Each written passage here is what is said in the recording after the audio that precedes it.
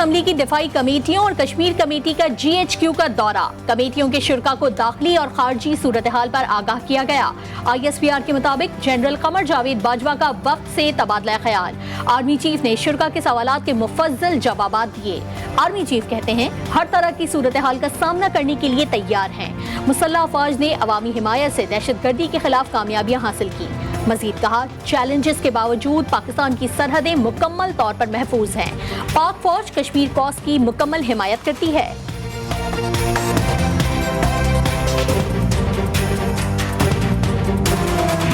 A lot of conversation about Pakistan creating. Let me just say this much about the Taliban. At the time, the only thing that the Afghans cared about. Pakistan ने अफगानिस्तान के अमन और इस्तेहकाम के लिए मुआवनत की। मुज़ाकरात से मुतल्लिक जो किरदार हम अदा कर सकते थे वो अदा किया।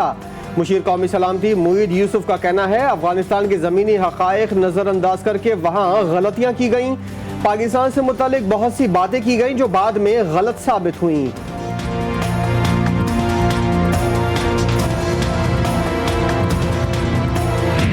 इंडिया अगर रो रहा है तो उसने शिकस्त खाई है, और जिस तरह अमेरिका को शिकस्त हुई है इंडिया को भी, और उन्होंने अफ़गानिस्तान को हमेशा पाकिस्तान के ख़िलाफ़ इस्तेमाल किया था। अब वो रास्ते बंद हो गए उसके लिए।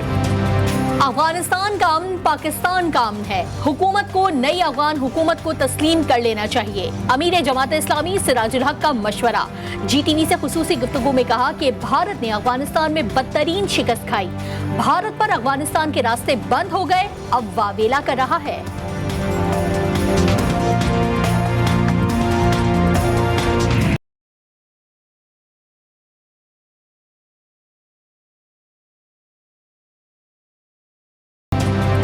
काबुल में अमरीकी ड्रोन हमले में आम शहरी निशाना बने। तर्जुमान तालिबान ज़बीहुल्लाह मुजाहिद की हमले की मजम्मत। कहा दूसरे ममालिक में मनमाने हमले करना गैर कानूनी है। कोई खतरा था तो हमें इत्तला दी जानी चाहिए थी। अमरीका ने ड्रोन हमलों में आम शहरियों की हलाकत पर तहकीकात का ऐलान कर दिया। सेंटकॉम के मुताबिक सिर्फ दाइश के कारिंदे को निशाना बनाया गया था।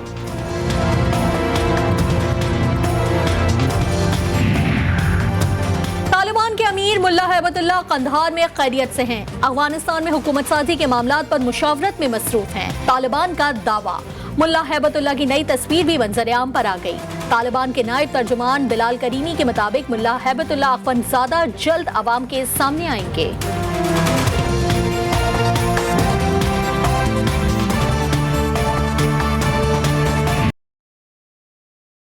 PDM का सियासत का तरीक़ाकार से हुकूमत को फ़ायदा ज़्यादा मिल रहा है, नुकसान कम हो रहा है। अगर पीपल्स पार्टी का जो पहले दिन से मौक़िफ़ था, आज तक जो मौक़िफ़ है कि जमहूरी तरीके से एक गैर जमहूरी हुकूमत को निकाला जाए, वो ऑप्शन लिया जाए तो मेरा ख्याल में अपोजिशन ज़्यादा कामयाब हो सकती है। PDM की सियासत से हुकूमत को फ़ायदा पहुँच रहा है। हमारे तरीक़ाकार पर चलते तो ज़्यादा कामयाब होते। चेयरमैन पीपल्स पार्टी ने PDM को निशाने पर रख लिया। कहा हुकूमत को हटाने का रास्ता दिखा दिया था।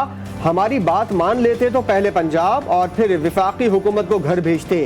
बिलावल भुट्टो जरदारी ने हिज़्ब इख्तिलाफ के कराची जलसे को नाकाम करार दे दिया। कहा जलसे में ख़वातीन को आने की इजाज़त देते तो शायद कामयाब हो जाता।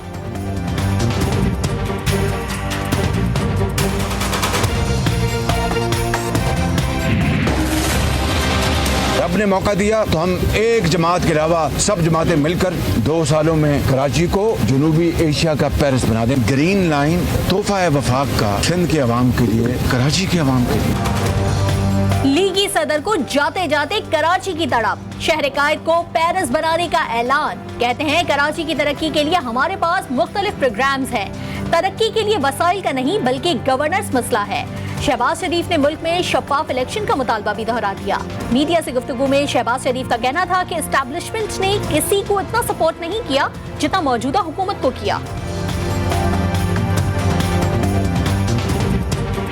शहबाज शरीफ साहब जो हैं, जो जिस तरीके से इस वक्त उनके मुकदमात का हालात हैं, मेरा उनको मशवरा ये है कि वो सियासत को छोड़ें और अपने वकीलों के साथ ज़्यादा वक्त गुजारा करें। वफाकी वज़ीर इत्तलात फवाद चौधरी ने शहबाज शरीफ को सियासत छोड़ने का मशवरा दे दिया। कहते हैं लाखों लोगों का इस्लामाबाद में इज्तिमा करने के बजाय अपने भाई को लंदन से बुलाएं। लीगी सदर के भाई पाकिस्तान में अपने खिलाफ मुकदमात का सामना करें।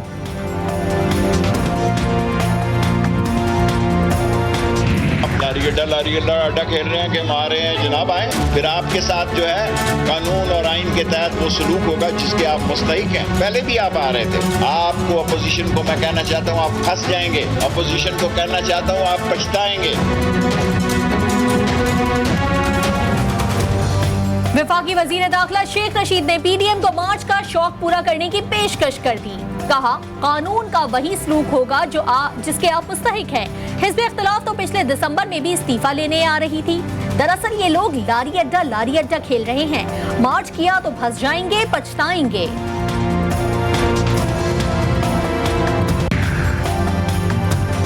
अवाम के लिए बड़ी खुशखबरी आ गई। 1 सितंबर से पेट्रोलियम मसनूआत की कीमतों में कमी का इम्कान।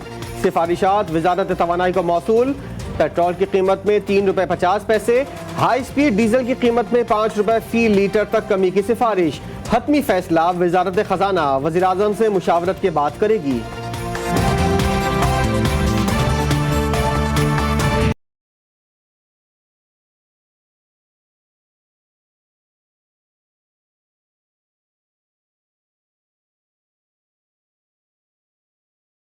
डेढ़ माह से मुअत्तल तालीमी सरगर्मियां बहाल।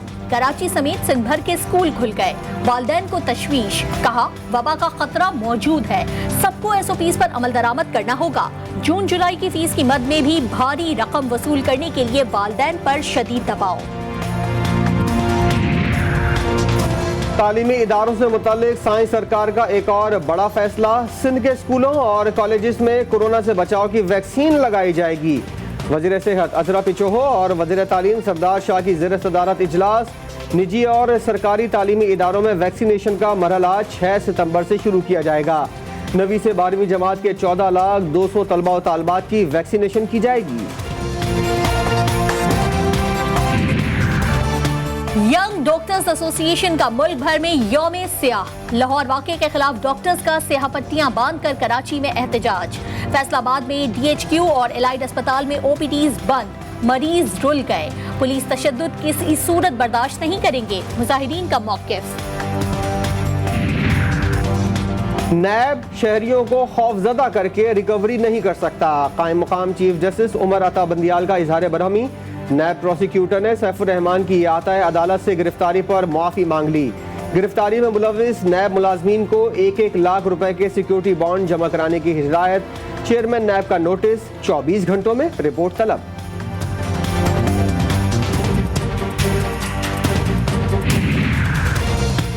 औरंगी मेहरान टाउन में फैक्ट्री में आग लगने का वाकया। सिंध हाई कोर्ट में 17 मजदूरों की हलाकत पर दरखास्त दायर। केडीए, केएमसी और एसबीसीए हादसे के जिम्मेदार करार। जाँ बहक अफराद को 10 लाख के बजाय 50 लाख रुपए मुआवजा अदा किया जाए। दरखास्त गुजार की इस्तदा।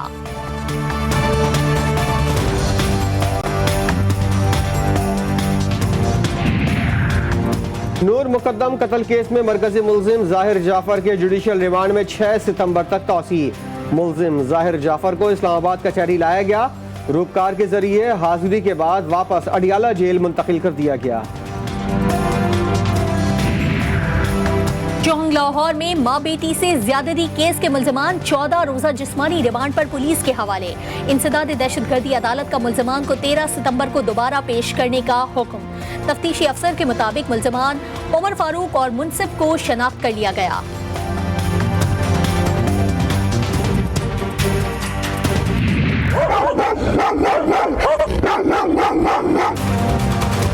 कराची में कुत्तों की बढ़ती हुई अफजाइश पर फिक्स इट के बानी का अनोखा एहतजाज। आवारा कुत्तों को पिंजरे में बंद करके केएमसी दफ्तर के बाहर छोड़ा है। रुकन कौमी असेंबली आलमगीर खान कहते हैं शायद केएमसी अफसरान को गैरत आ जाए और शहर से आवारा कुत्तों का सफाया हो जाए।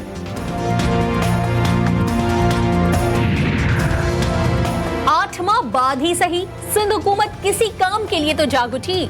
सजावल की तहसील दड़ों में कब्रिस्तान की 4 दीवारी की तामीर का आगाज। जी न्यूज पर खबर नशर होने के बाद रुकने कौमी असेंबली अयाज शाह शिराजी ने नोटिस दिया था। कब्रिस्तान से कुत्तों के लाशों के खाने के वाकयात रिपोर्ट हुए थे। सिंध भर में 1 सितंबर से बारिश की पेशगोई। मानसून हवाओं का सिलसिला कल रात से सूबे में दाखिल होगा। थलपारकर, उमरकोट, सांगड़ समेत दीगर अजला में बारिश का इम्कान। कराची में भी 1 से 3 सितंबर तक हल्की बारिश मुतवक्के। एनसीओसी ने क्रिकेट शायकीन को खुशखबरी सुना दी। ग्राउंड में जाकर मैच देखना है तो वैक्सीनेशन कराएं। एनसीसी और ओसीसी ने पीसीबी को मशरूत इजाजत दे दी। पाक न्यूजीलैंड सीरीज के दौरान 25% तमाशाई ग्राउंड में दाखिल हो सकेंगे।